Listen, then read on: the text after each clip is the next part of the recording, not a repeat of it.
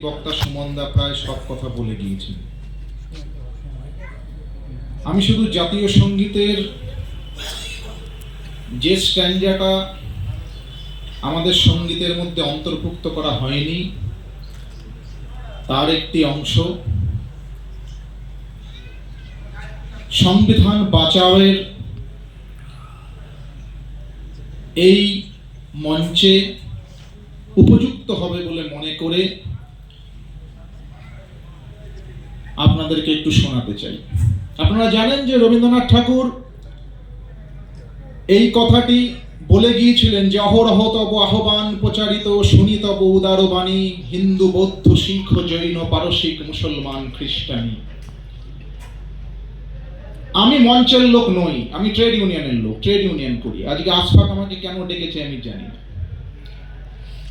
আশফাক আর আমি বহুদিনের সঙ্গী, বহু পুরানো লড়াই আন্দোলনের সঙ্গী।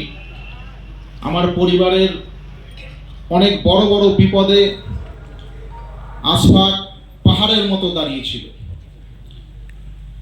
তাই আশফাককে আজকে মানা করতে পারিনি, মঞ্চে আমি থাকি না। তার কারণ যে ভারতবর্ষ এবং তার যে সংবিধানের কথা আমি আপনি বা আমরা সবাই এসি ঘরের মধ্যে বসে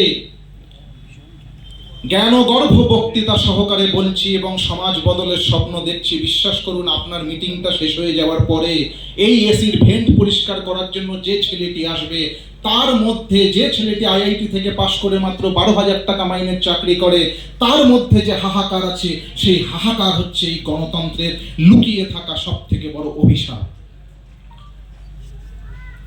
যখন কোভিডে এক রাজ্য থেকে আরেক রাজ্যে খালি পায়ে হেঁটে যাওয়ার জন্য ক্লান্ত হয়ে যাওয়া কিছু মানুষ রেল লাইনে বিশ্রাম নেন এবং সেই বিশ্রাম থেকে তাদের উপর থেকে চলন্ত রেলগাড়ি চলে যায়, গায়ে ঘামের গন্ধওয়ালা আর পায়ে ফাটায় রক্তওয়ালা সেই মানুষগুলো আমার আপনার সংবিধানের জন্য প্রকৃত লড়াকু। আজকের এই মিটিংয়ে আমি আপনাদের সবার কাছে আশা করব যে যদি সত্যি সত্যি সংবিধানকে বাঁচাতে হয় তাহলে এই এসি ঘরের থেকে বাইরে সেই জমিতে গিয়ে দাঁড়াতে হবে, যে জমিতে আমার এবং আপনার এই সুখ এবং স্বাচ্ছন্দ্যের জন্য প্রতিটা মানুষ কাজ করে চলেছেন। এবং যেদিন পুরুলিয়া থেকে, বীরভূম থেকে, মুর্শিদাবাদ থেকে, নদিয়া থেকে গায়ে ঘামের গন্ধওয়ালা মানুষগুলো এই স্টেজে এসে বসবেন এবং তারা তাদের বক্তব্য রাখবেন, জানবেন সেদিন সংবিধান বাঁচার প্রকৃত লড়াই হবে। তার আগে এই আমরা এলিটরা হয়তো এটা করতে পারবো না। এবং যেটা সুমনদা বলে গেলেন সেটা আরেকবার আমি বলে যাই যে কিসি কা বাপ কা হিন্দুস্তান থোড়ি হ্যায়, আমার আপনার ভারতবর্ষ, কাজী নজরুল ইসলামের ভারতবর্ষ, রবীন্দ্রনাথের ভারতবর্ষ, জসিমউদ্দিনের ভারতবর্ষ, লালন সাইয়ের ভারতবর্ষ।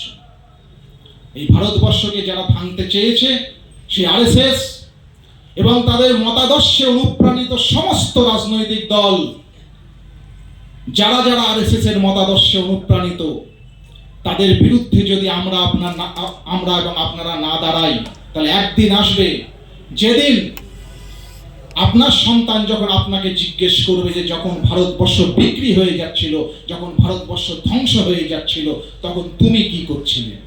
আপনি ভেবে দেখবেন যে সন্তানের কাছে সেই প্রশ্নের উত্তর দেওয়ার মতো উত্তর আপনার কাছে আছে কিনা।